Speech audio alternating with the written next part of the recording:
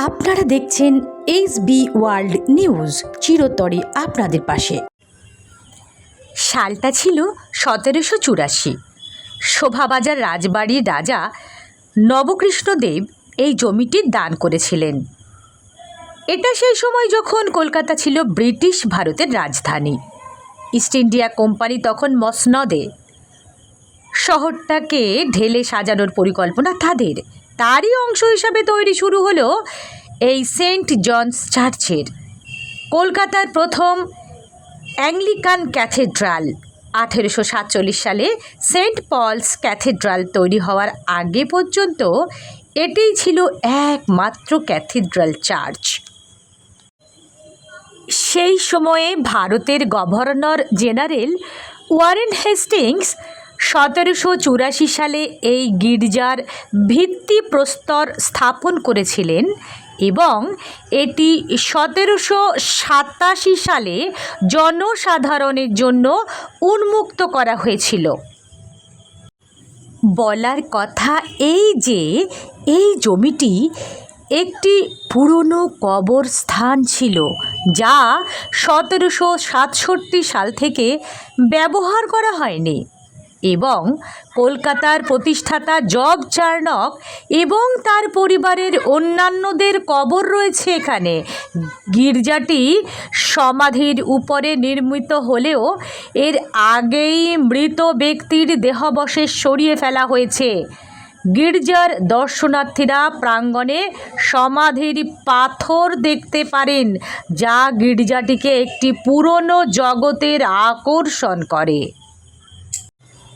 শুধুমাত্র Lord Charnock এবং তার পরিবারের অবশিষ্টাংশ মাটিতে রাখা হয়েছিল। এগুলি ছাড়া গির্জার অন্য একমাত্র কবরটি লেডি ক্যানিংয়ের, যিনি ভারতের গভর্নর জেনারেল এবং ভাইসরয় চার্লস ক্যানিংয়ের স্ত্রী ছিলেন। এই সুন্দর সেন্ট জনস লন্ডনের ট্রাফালগার স্কোয়ারের সেন্ট মার্টিন ইন দ্য ফিল্ডসের আদলে তৈরি করা হয়েছিল এবং ইট ও পাথরের মিশ্রণে নির্মিত হয়েছিল। সেন্ট পলস তৈরি না হওয়া অবধি সেন্ট জনসই ছিল কলকাতার একমাত্র অ্যাংলিকান ক্যাথেড্রাল। 1787 সালে নির্মিত এই গির্জা কলকাতার তৃতীয় প্রাচীনতম এবং এর সংলগ্ন জমিতে রয়েছে পুরনো কলকাতার কিছু অতি গুরুত্বপূর্ণ ব্যক্তিত্বের সমাধি এবং স্মৃতিসৌধ, যাদের মধ্যে রয়েছে স্বয়ং জব চার্নক, লেডি ক্যানিং এবং বেগম ফ্রান্সেস জনস। কলকাতার সেন্ট জনস চার্চের নিউ ক্লাসিক্যাল শৈলীর স্থাপত্যটি লম্বা ছাদ, কলাম এবং স্তম্ভ দ্বারা চিহ্নিত। এটি স্থাপত্য উৎসাহীদের আকৃষ্ট করে, যখন গির্জার সাথে সংযুক্ত সমৃদ্ধ ইতিহাস প্রেমিক এবং পর্যটকদের ইশারা দেয়।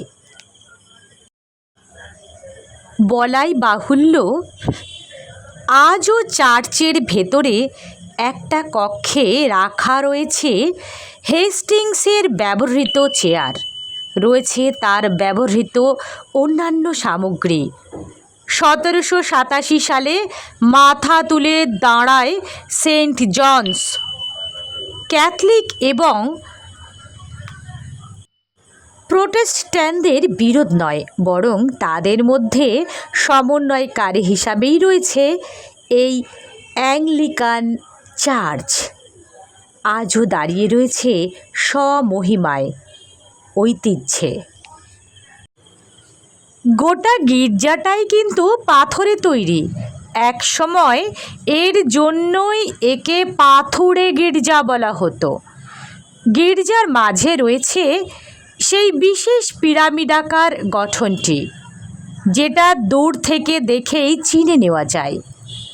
গির্জার ভেতরে রয়েছে বিদেশি বহু চিত্রকরদের আঁকা ছবি। রয়েছে জার্মান চিত্রশিল্পী জোহান জোফরানের আঁকা লাস্ট সাফারের ভার্সান। সবশেষে বলা যায়, কলকাতার ডালহৌসির আনাচে কানাচে ছড়িয়ে আছে এইরকম অনেক ইতিহাস। আমার চ্যানেলটি সাবস্ক্রাইব করুন, লাইক করুন, শেয়ার করুন এবং কমেন্ট করুন।